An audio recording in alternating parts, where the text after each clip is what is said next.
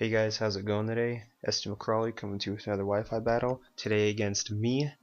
This was just a random passerby that sent me a battle invite, and I accepted, and it ended up being a pretty good battle. But when I first saw this team preview, I saw that Whimsicott, and I'm not too familiar with Whimsicott, I figured I'd be alright since I had my Blaziken and my Ferrothorn, and Ferrothorn would wall it out, and my Togekiss. But looking at his team, he has a couple Mega Evolution options. He's got the Garchomp and the Tyranitar. And he has some pretty decent leads. He could lead Talonflame and Fernape or Greninja since they're all pretty fast. So let's get this thing started. So I was looking at his team. I was kind of debating what I was going to start out with, but I eventually end up choosing my Ferrothorn just because I get those Stealth Rocks up. And he ends up leading out with his Greninja, which is excellent for me. And he goes straight for the Ice Beam, pretty predictable. I love people Ice Beaming my Ferrothorn. It's pretty easy to go into the Gyro Ball and kill it, but I never do. But I go straight for the Stealth Rocks. I thought he might have tried to switch into his Infernape or his Talonflame, and I want to get the rocks up. So that Talonflame's immediately going to take damage. And he ends up switching out here. So after saying he can't 2-hit KO me, so he goes straight into his Infernape. And doing the safe play and probably the best play, I go for the Gyro Ball, thinking the Greninja was going to stand. And you see that does a lot of damage, even though it's resisted. Probably close to 240 base power Gyro Ball. So that's already halfway gone, and I'm not staying in. Both of his stabs are super effective on me. I'm going to go straight into my Rotom, predicting the Fire type move, and he goes with the Fire Punch. So I'm assuming at this point, once I see that Fire Punch, I'm assuming he has Iron Fist. And you see the Fire Punch doesn't do too much. But he's going to switch out. He's going to go into his Elfun, which is his Whimsicott. So this is where I didn't know what to expect from this thing, but I was going for the Volt Switch. I figured the Volt Switch would have killed the Infernape since it doesn't have the highest of defenses. Now I get a defensive switch advantage. Or just a switch advantage, I should say. So going into my Ferrothorn, because I know I can wall this thing. I don't figure it has too much for me.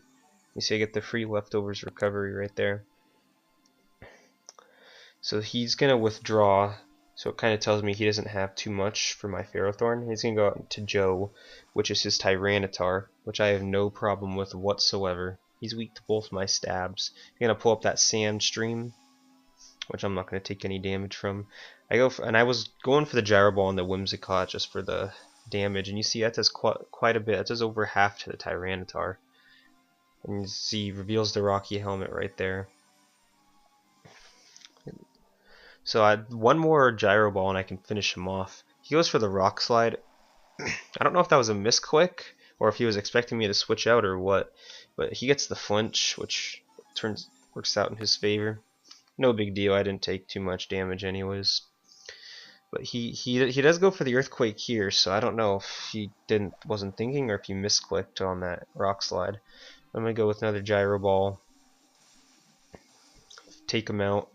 So the Tyranitar wasn't the Mega Evolution, so the only possibility would be that Garchomp. Get the free lefties recovery. So I'm in pretty good shape right now. He's going back out into his Infernape. Take a little bit of Stealth Rocks damage. I'm not staying in.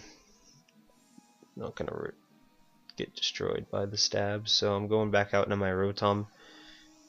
And he does go into the Fire Punch here, which again doesn't do. I'm still above half, but he does get the burn. No, actually, I'm exactly at half. But he gets take a little bit of Sandstorm damage and some burn damage. But the burn's not going to affect me too much. Special offensive set. Goes in, goes for the Mach Punch. Barely survive with 4 HP. So I'm going to end up taking out his Infernape with the Volt Switch. I'm going to get the free switch in. My Rotom's going to be alive. Good use for Death Fodder later. I'm going to go out back into my Ferrothorn. since he's missing his Infernape now, so the only thing that he has for my Ferrothorn is his Talonflame, which is going to lose a whole bunch of health switching in. Here comes his Fiaro, which is his Talonflame. And lose half of his health with the Stealth Rocks, which is awesome. So I'm going to switch out, predicting the Flare Blitz. Back in the Rotom just to get the free switch in. So he's going to take out my Rotom there, which is alright. I don't need Rotom for too much anymore. So he takes a little bit of recoil damage, and you see he's got the leftovers here, which is not good. Well, so because his rocks won't kill him when he comes back in. But I go into my Hydreigon, and he goes for the Roost, which I was not expecting. So if I knew that, I probably would have gone for the Draco Meteor, but I go for the Dark Pulse, get that stab damage, and you see it does over half. So that's about 2/3. He gets a little bit of Lefty's recovery. So he goes for the Brave Bird here. You know, I don't resist the flying, so it does a decent amount of damage.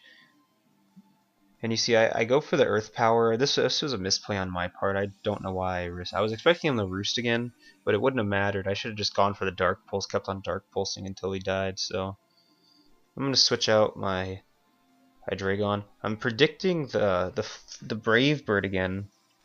So I wanted to go out in my defensive Ferrothorn, but he goes for the Flare Blitz. So I don't know if he was predicting that or if he thought it would do more damage or what, but he ends up taking out my Ferrothorn. And he's going to end up dying from the recoil and the Iron Barb's damage. So his Talonflame's out of the way now. So it puts me in a good spot. Things annoying. So he goes back into his Greninja. And I do not have my Ferrothorn or my Rotom for this thing. So I go into my... once I saw the...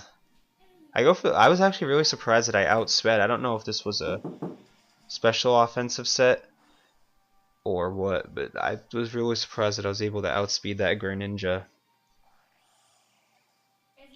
So that's really nice that I was able to do that. So he goes back into his Cottony, or his Whimsicott, my bad, I'm sorry. So since I had that special attack drop, I'm going to switch out. I'm going to go into my Gengar. And he goes for the Dazzling Gleam, which I'm going to resist. It does not do much at all, so it must be a very defensive Whimsicott. He's going to switch out into his Knackrack, which is his Garchomp. I'm going to end up going with the Mega Evolution. I love Mega Gengar.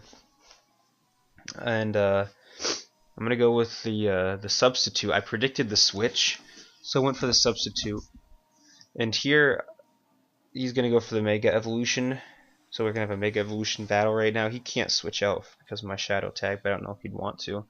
This was the first battle where I really learned that... I used Taunt here. I didn't want him setting up on me, but looking back now, I should have just gone for the straight Shadow Ball. Because I probably could have 2 HKO'd him. But this is where I first learned that Gengar is affected by Earth-type moves when he's in Mega form. So it's something I've always remembered since then. But I'm going to switch out now. Not risking the Earthquake. I go into my Togekiss. This thing is amazing for Garchomp. I'm immune to both of its stabs. So unless if they carry a coverage move, like Stone Edge, then they're in bad luck. But switches out into his Whimsicott. I go for the Dazzling Gleam. Even if he switches it or switched, it didn't matter. Take it out. So that's out of the way now. So now he goes back into his Knackrack, his Mega Garchomp. So I didn't think he had the Stone Edge because he switched out last time, but he shows it here, and it does. After the critical hit, it wouldn't have done too much. I'm a mixed wall. I think I'm Bold Nature with defensive EVs. So, but you see the Dazzling Gleam does quite a bit of damage to him. He's gonna finish me off with Poison Jab. Another great coverage move for those fairies. But my Togekiss is gone. It did a pretty decent job of taking down some health. So I'm going to go into my Gengar, since I know I outspeed. Finish it off with the Shadow Ball. So, there goes his Knack-Rack. And there I finished him off. That was a good game. An interesting team I really enjoyed. Still learning, still noob, but still getting better. If you guys want a challenge, let me know, and I'll see you guys next time.